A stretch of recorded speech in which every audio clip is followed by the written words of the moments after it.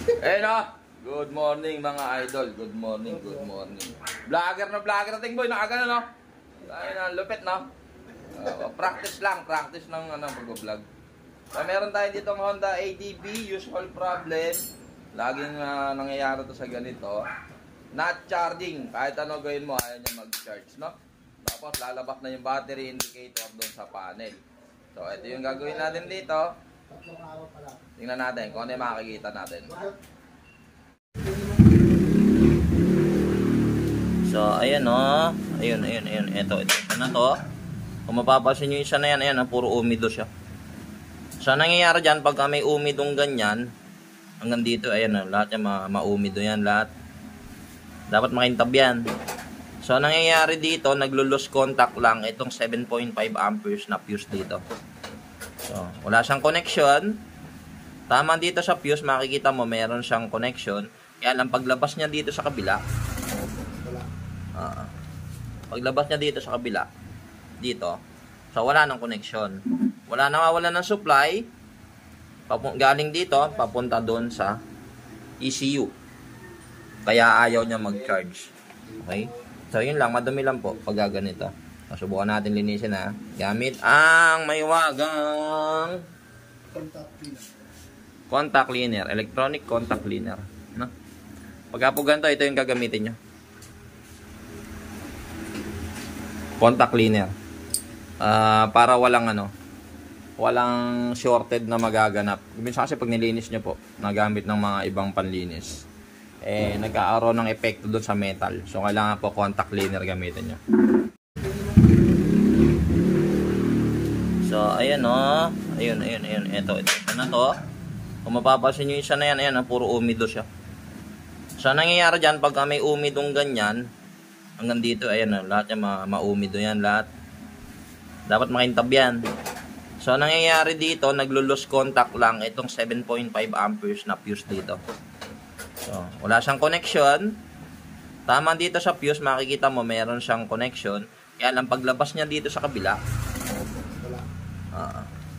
paglabas niya dito sa kabila, dito, so wala nang connection. Nawawala ng supply. Galing dito, papunta doon sa ECU. Kaya ayaw niya mag-charge. Okay? So, yun lang. Madumi lang po pag ganito. Subukan natin linisin ha. Gamit ang maiwagang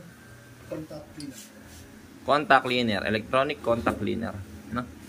Pagka po ganito, ito yung gagamitin nyo. Contact cleaner.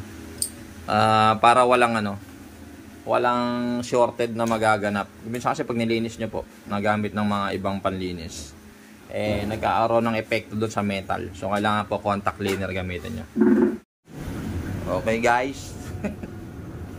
Ito na tayo guys. Sususin na natin guys. Testing. Pare pakipiga mga. So, yung battery niya ay 11.6. Ayun, mababa na. Actually, nagpalit na siya ng baterya dahil lang dyan na-discard. Start natin. Zoom. Yan. Ayun o, nagkarga na. 14.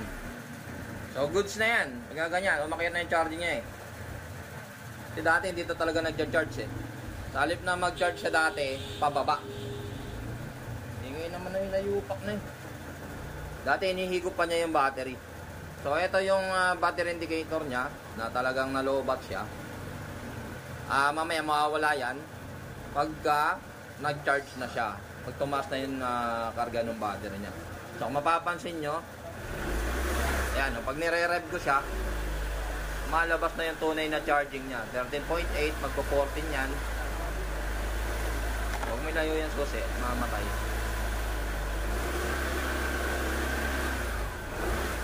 Okay, 13.8, 13.7.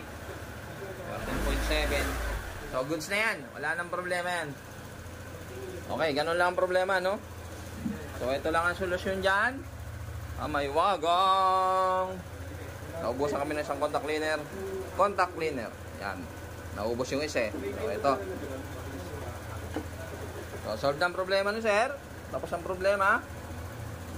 Magagamit na niya yung kanyang pangarap na motor. Okay, ayan, tumataas na siya. Initial niya. So, ayan. Okay, goods.